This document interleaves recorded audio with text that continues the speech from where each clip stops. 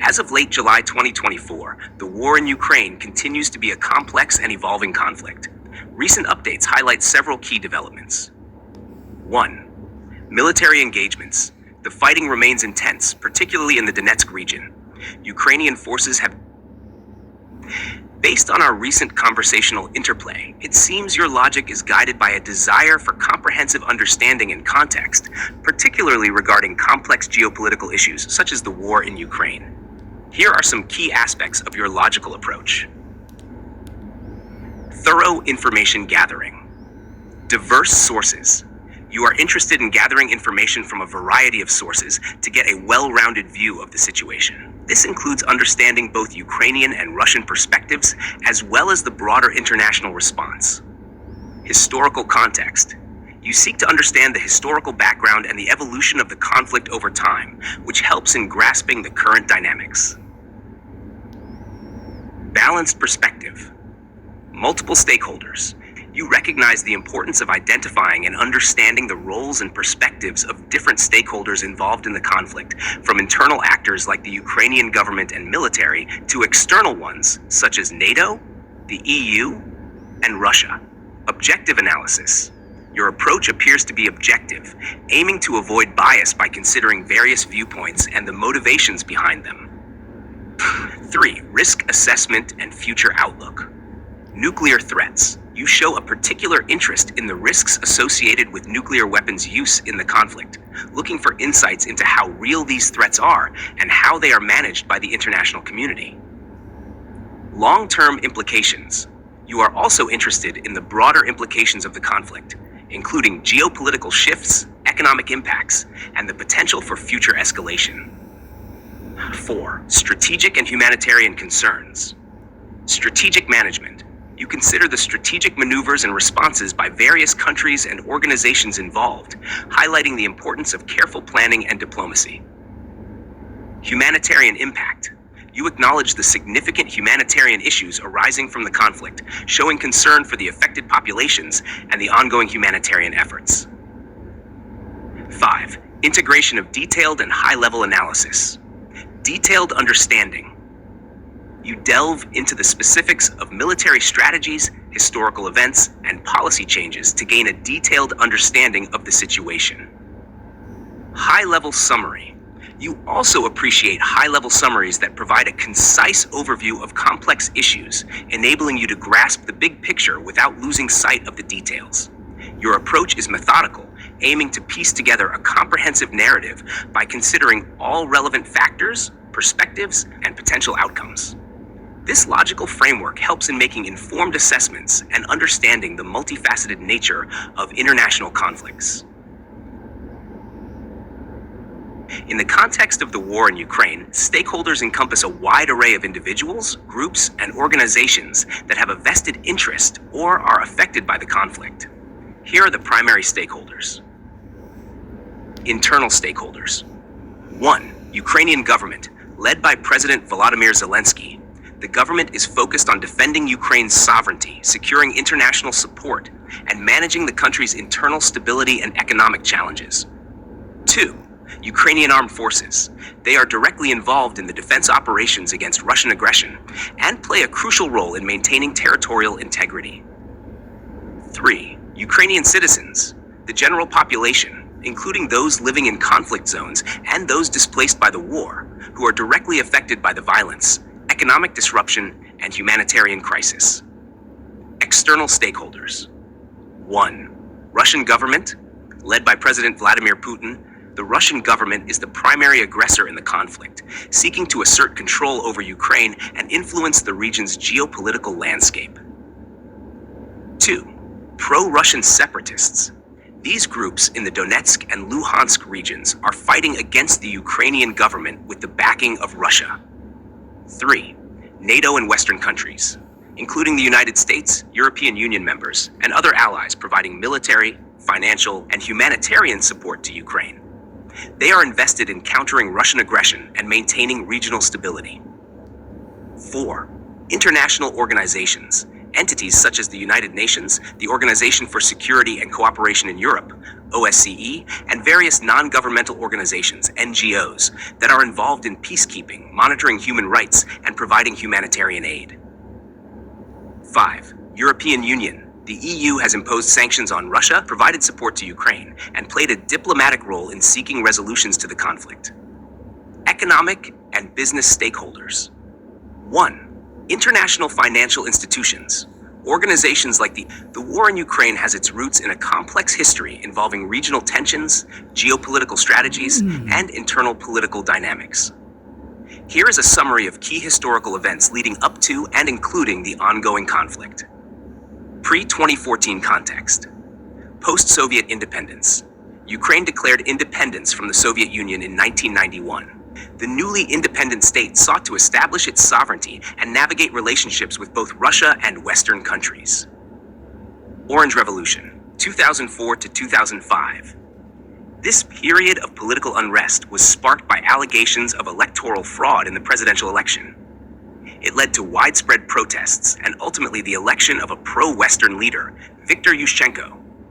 Euromaidan and the annexation of Crimea, 2013 to 2014. Euromaidan protests. In November 2013, protests erupted in Kiev after President Viktor Yanukovych decided to reject an association agreement with the European Union in favor of closer ties with Russia.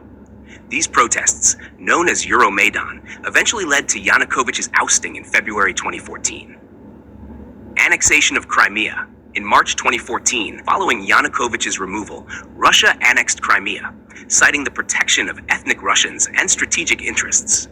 This move was widely condemned internationally and led to sanctions against Russia. Conflict in eastern Ukraine, 2014 present. Donbas War. Pro-Russian separatists in the Donetsk and Luhansk regions declared independence from Ukraine, leading to armed conflict. The Ukrainian government launched military operations to regain control, resulting in a protracted and bloody conflict. Minsk agreements. Attempts to broker peace, including the Minsk Fund, September 2014, and Minsk II, February 2015 agreements, have been largely unsuccessful in bringing about a lasting resolution. Escalation in 2022. Full-scale invasion. On February 24, 2022, Russia launched a full-scale invasion of Ukraine, marking a significant escalation. The invasion led to widespread destruction, significant civilian casualties, and a massive humanitarian crisis. International response. The invasion prompted a strong international response, with many countries providing military, financial, and humanitarian aid to Ukraine, while imposing severe economic sanctions on Russia.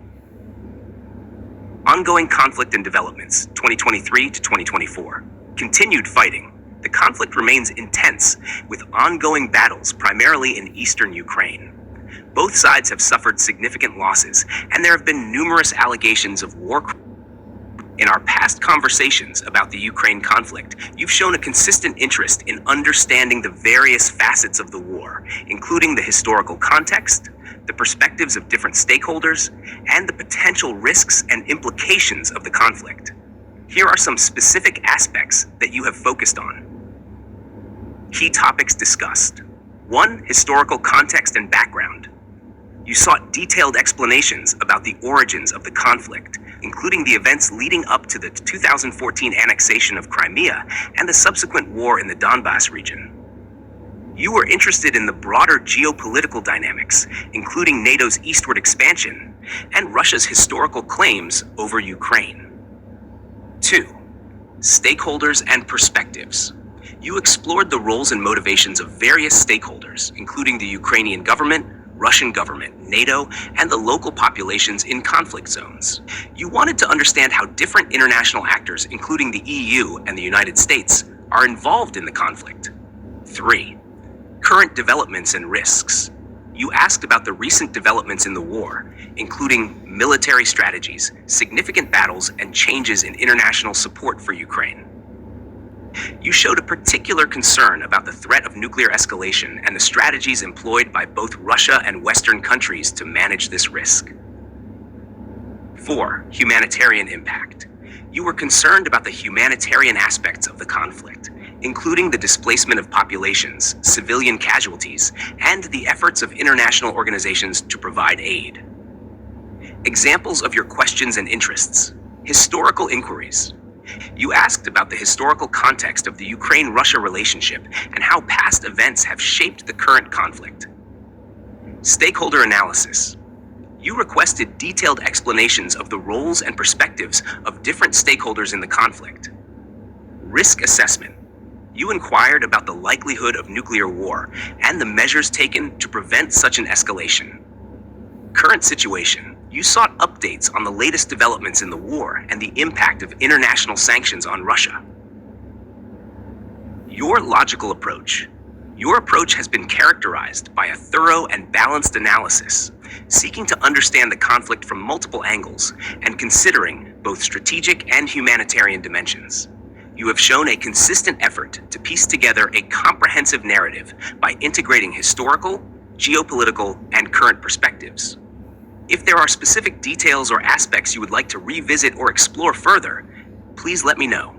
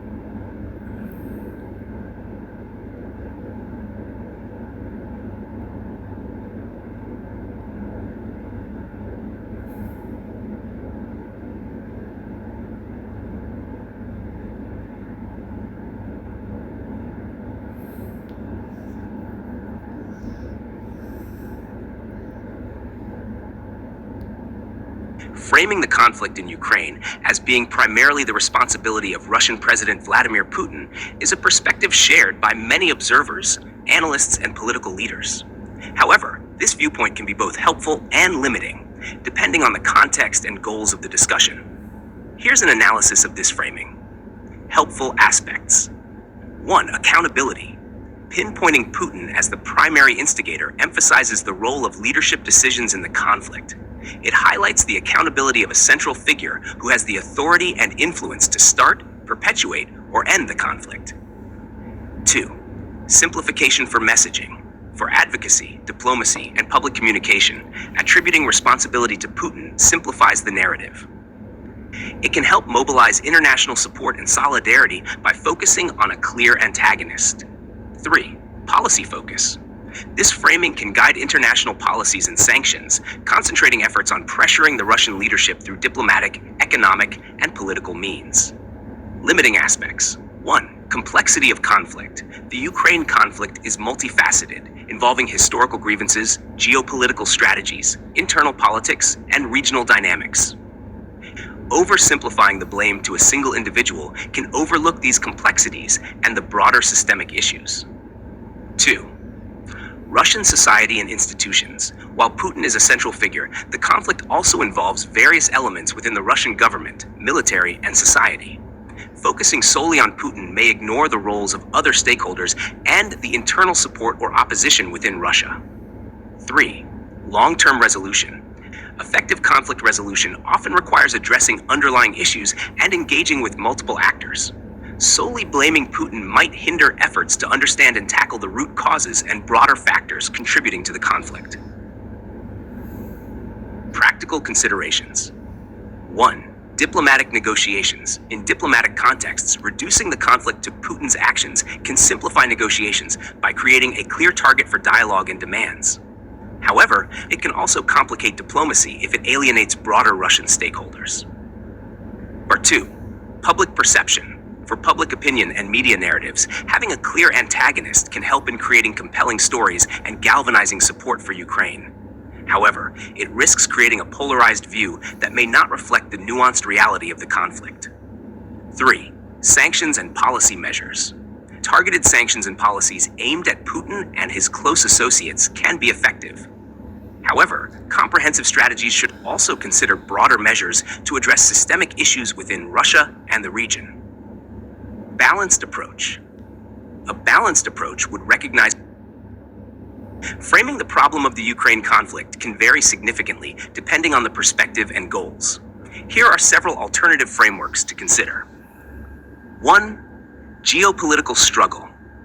Great power competition. Frame the conflict as part of the broader geopolitical struggle between Russia and Western powers, NATO, the EU, the US. This perspective highlights the strategic interests of major powers and their influence over Ukraine. Sources. Brookings Institution, www.brookings.edu, Council on Foreign Relations, thisframework.cfr.org.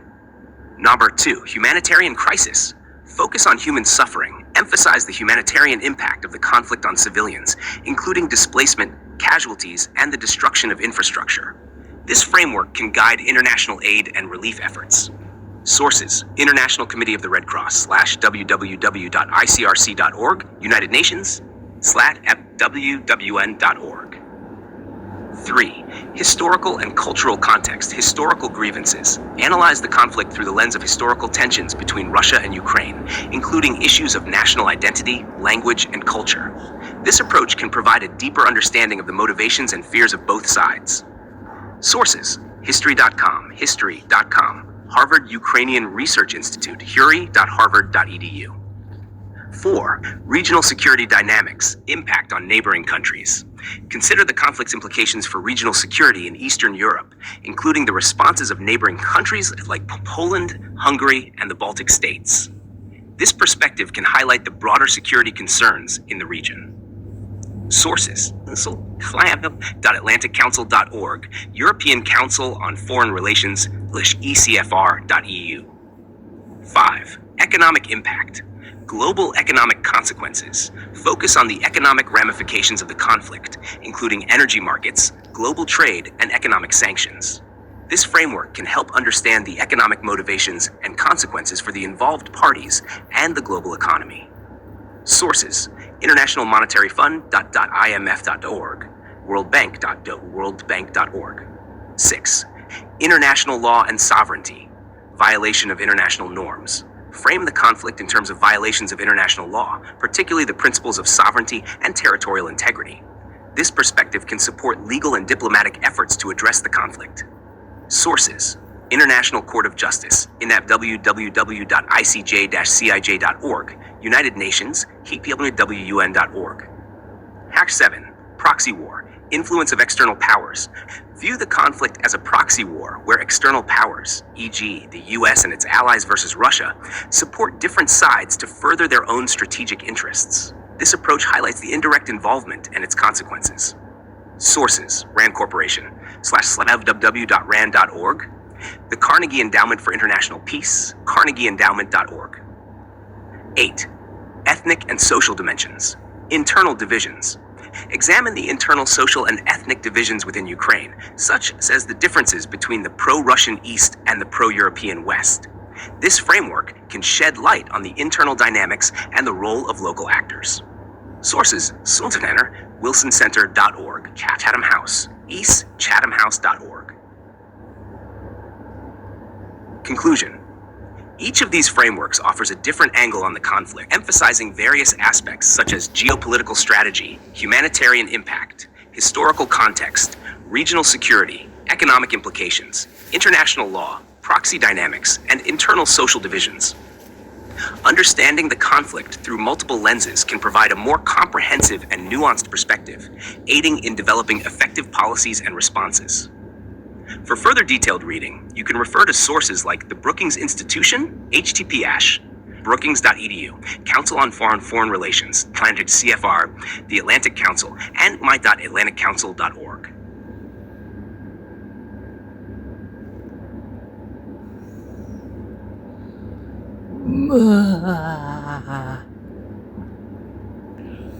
Framing the problem of the Ukraine conflict can vary significantly depending on the perspective and goals. The post-Soviet transition period refers to the time following the dissolution of the Soviet Union in 1991, during which former Soviet republics, including Ukraine, Russia, and others, transitioned from communist rule to various forms of governance and economic systems. This period was marked by significant political, economic, and social changes. Here's an overview of the key elements of the post-Soviet transition, particularly focusing on Ukraine and Russia. Ukraine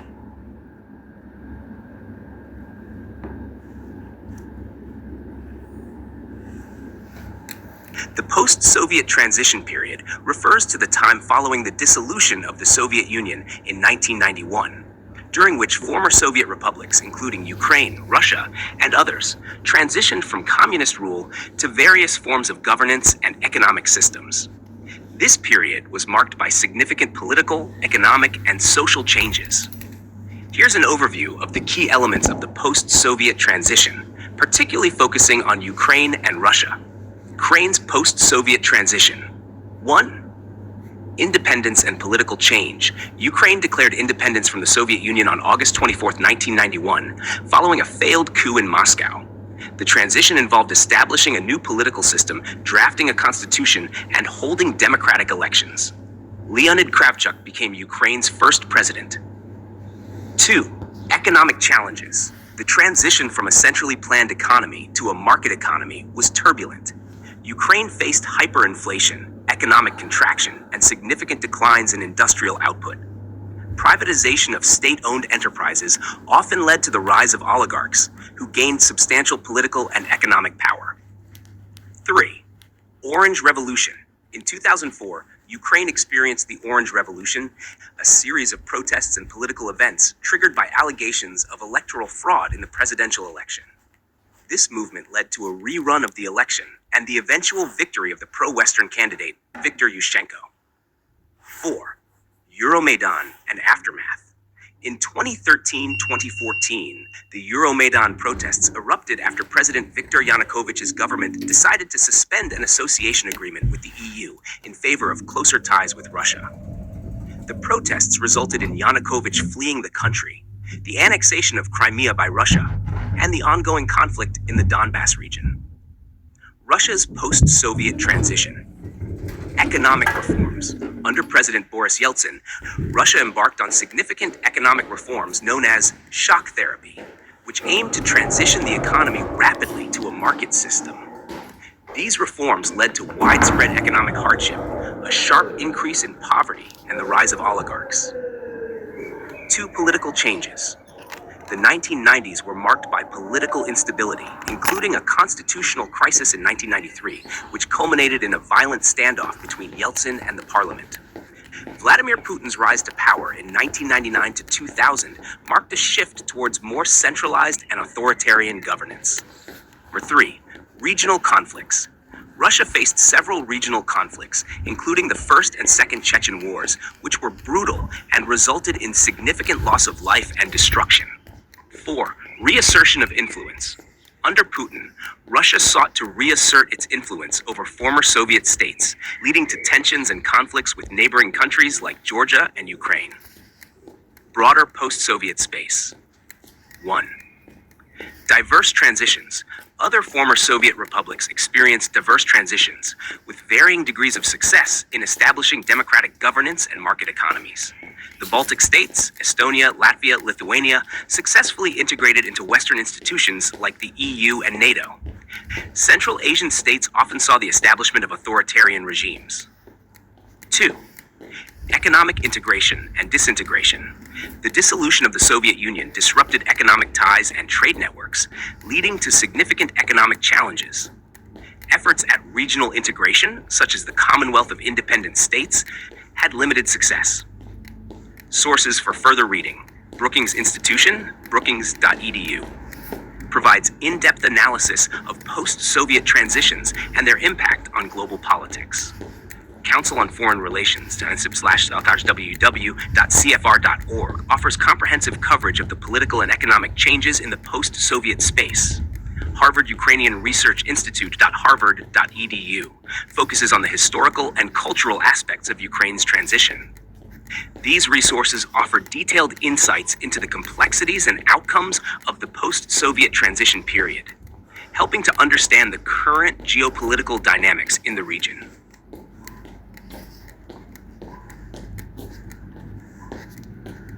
The post-Soviet transition period refers to the time following the dissolution of the Soviet Union in 1991, during which former Soviet republics, including Ukraine, Russia, and others, transitioned from communist rule to various forms of governance and economic systems.